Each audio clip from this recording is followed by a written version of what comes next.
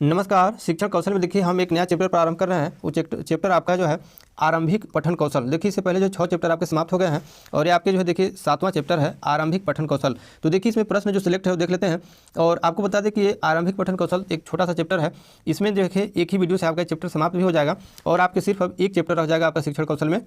तो देखते हैं फटाफट जो है पठन कौशल से क्या तात्पर्य है। पहले तो देखिए समझा जाए कि पठन कौशल होता क्या है। तो देखिए आप भली भांति इसको जान रहे हैं, इसमें कोई ज़्यादा समझाने की जरूरत नहीं है। क्योंकि देखिए जो पठन कौशल होता है लिखित भाषा को पढ़ने की क्रिया। आप जो है जो लिखित भाषा है पढ़ने की क्रिया को पठन कौशल कहा जाता है। जैसे पुस्तकें पढ़ रहे हैं, समाचार पत्रों को पढ़ रहे हैं, तो आपका जो है क्या है पठन कौशल हो गया। ठीक, अब इसमें देखिए एक जो है आपका डिफिनेशन इसमें लिखा हुआ है कि पठन लेखन द्वारा उद्दिष्ट सुलिखित सुवर्णित प्रतीकों को किसी अनुभव की विधि में उनको संबंधित करके सार्थकता देने की जो प्रक्रिया है। अब ये पठन कौशल की परिभाषा जो है किसके द्वारा दिया गया है। तो देखिए जो पठन कौशल की जो परिभाषा जो ये दिया गया है ये बताया गया है जो है डिसेंट महोदय के द्वारा जो है ये बताया गया है जो है डिसेंट, याद रखेंगे डिसेंट के द्वारा जो है ये बताया गया है। ठीक, नेक्स्ट आपका क्वेश्चन है कि क्रिया के आधार पर पठन के कितने प्रकार होते हैं। तो देखिए जो आपका क्रिया है, क्रिया के आधार पर जो है आपके जो पठन है वो 2 प्रकार के होते हैं। पठन के प्रकार के होते हैं 2 प्रकार के। एक तो आपका जो है मौखिक है और एक पठन आपका जो है मौन पठन होता है। एक मौखिक पठन और एक आपका जो है मौन पठन। तो ये तो हो गया आपका जो है क्रिया के आधार पर। ठीक, नेक्स्ट क्वेश्चन देखते हैं कि कक्षा शिक्षण की दृष्टि से पठन के कितने प्रकार होते हैं। तो देखिए जो आप जो क्लास जो टीचिंग करते हैं, क्लास में जो टीचिंग उस दृष्टि से पठन कितने प्रकार के हैं। तो उस दृष्टि से आपके पठन जो है यहाँ पर 3 प्रकार के होते हैं। एक तो आपका हो जाएगा जो है आदर्श पठन, एक हो जाएगा आपके जो है आदर्श पठन और एक आपका हो जाएगा अनुपठन, एक हो जाएगा आपका जो है अनुपठन और एक हो जाएगा आपका जो है अनुकरण पठन। ठीक, एक हो जाएगा आपका जो है अनुकरण पठन। तो यहाँ पर देखिए आपको क्रिया के आधार पर आपका मौखिक और मौन पठन और कक्षा शिक्षण की दृष्टि से आपके जो है आदर्श पठन, अनुपठन और अनुकरण पठन, ये 3 तरह के हो गए। तो यहाँ पर ये आपके क्वेश्चन जो है सॉल्व हो गया। अब देखिए आगे क्वेश्चन देखते हैं। आगे का आपका क्वेश्चन जो है पूछा जा रहा है कि जो है महर्षि याज्ञवल्क्य ने मौखिक पठन के कितने दोषों का उल्लेख किया है। तो देखिए जो महर्षि याज्ञवल्क्य ने जो अभी मौखिक पठन की हम बात किए तो उस पठन में जो है आपके क्या है 14 दोषों को जो है उल्लेख किए हैं इसमें। जैसे एग्जाम्पल में एक आध दो दोस्त हम आपको बता दे रहे हैं। सारा दोस्त तो देखिए जैसे शंकित होकर पढ़ना, जैसे आप शंका में होकर के पढ़ रहे हैं, भयभीत होकर पढ़ रहे हैं, चिल्ला कर पढ़ रहे हैं, अस्पष्ट पढ़ रहे हैं, अनुनासिक पढ़ना, कव्य की तरह कर्कश स्वर में पढ़ना, मूर्धा से पढ़ना, समुचित उच्चारण करके न पढ़ना, स्वरहीन पढ़ना, नीरस ढंग से पढ़ना, मिल मिलाकर अस्पष्ट पढ़ना, विषम आरोह अवरोह, ये सब क्या है व्याकुलता से पढ़ना, तालुहीन की तरह पढ़ना, ये सब सारी चीज़ जो है क्या है ये जो है याज्ञवल्क्य ने जो मौखिक पठन के जो दोष बताए हैं वो जो 14 आपके दोष हैं। नेक्स्ट क्वेश्चन आपका है कि महर्षि पाणिनि ने पठन करने वाले पाठकों को कितने प्रकार के अधम कोटि को बताया है। तो देखिए जो महर्षि पाणिनि ने आपके जो पठन करने वाले पाठकों को इसमें जो है 6 प्रकार के अधम कोटि को जो है इन्होंने बताया है। ठीक, जैसे देखिए अगर मान के चलिए किसी किसी का स्वाभाविक होता है कि गा गा कर पढ़ने वाला होता है, कोई अधिक शीघ्रता से अकब अकब पढ़ता है, कोई पढ़ते समय सिर हिला हिला करके पढ़ता है, कोई जो है चुपचाप पढ़ने वाला होता है, कोई अर्थ को समझे बिना पढ़ने वाला होता है, कोई दबे स्वर में पढ़ता है। तो इस तरह से जो है क्या है इसमें जो है आपको जो है 6 अधम कोटि को जो है बताया गया है। ठीक, नेक्स्ट क्वेश्चन को देखते हैं। नेक्स्ट जो आपका क्वेश्चन है वो पूछा जा रहा है कि कुछ पुस्तकें गहन अध्ययन की दृष्टि से पढ़ी जाती है, कुछ केवल जो है यहाँ पर देखिए निगली है, यहाँ पर जो है आपका टाइपिंग मिस्टेक है, निकली की जगह पर निगली। ठीक, कुछ पुस्तकें गहन अध्ययन की दृष्टि से पढ़ी जाती है, कुछ निगली जाती हैं और कुछ केवल स्वाद के लिए पढ़ी जाती है। तो यह बात जो है किसके द्वारा बताया गया है। तो देखिए यह जो बात बताया गया है आपके ये बेकन महोदय के द्वारा।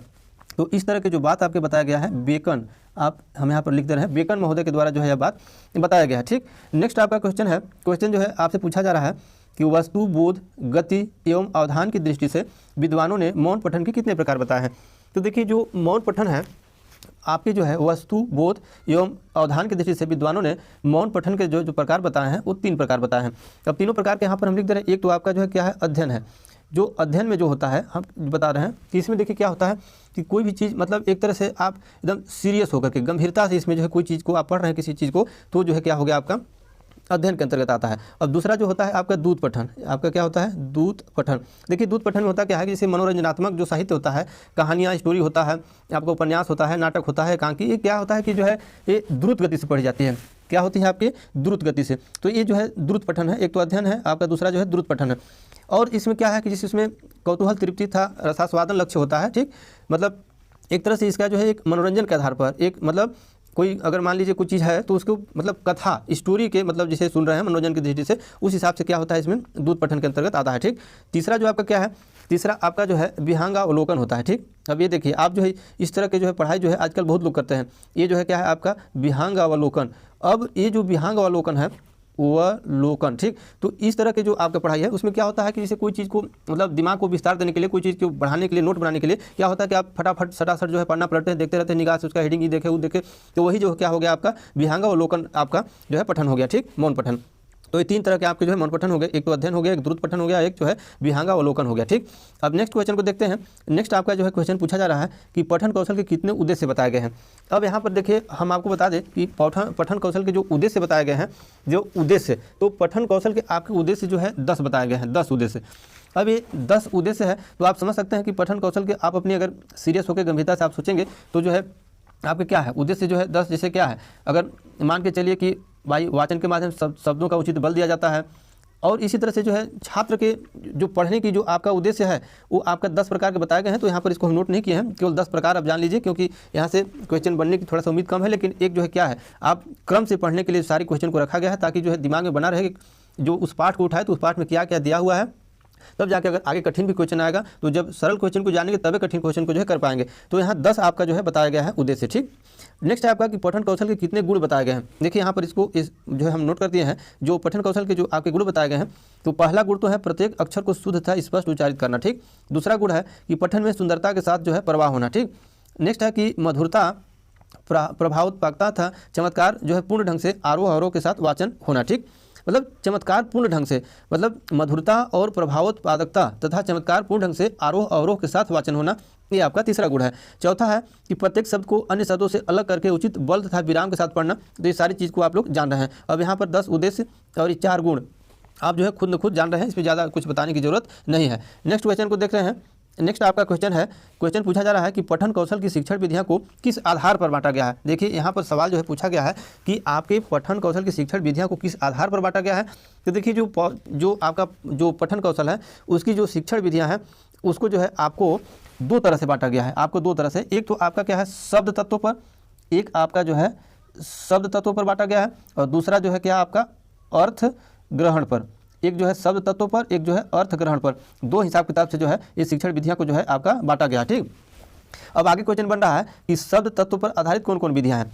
अब देखिए, अब 2 तरह से तो उसको बांटा गया है विधियां को, एक शब्द के तत्वों के आधार पर, एक अर्थ ग्रहण के तत्व पर। अब यहाँ जो शब्द तत्व है यही वाला, अब ये पूछा जा रहा है कि ये जो है कौन कौन इसके अंतर्गत विधियां जो है आते हैं। तो इसके अंतर्गत आपके 3 विधियां आते हैं।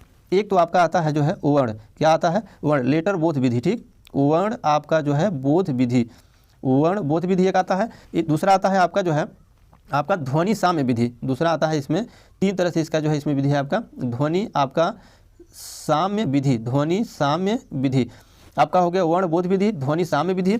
और आपका तीसरा जो इसमें आपका है विधियां है शब्द तत्वों के अंतर्गत, एक जो है स्वरोच्चारण विधि, आपका जो है स्वरोच्चारण आपका जो है क्या हो गया स्वरोच्चारण विधि। ठीक, तो 3 यहाँ विधि इसमें याद रखेंगे, इससे क्वेश्चन जो है बनते हैं, वर्ण बोध विधि, आपका ध्वनि साम्य विधि और जो है स्वरोच्चारण विधि। ठीक, अब देखिए ये तो आपका शब्द तत्वों के आधार पर हो गया।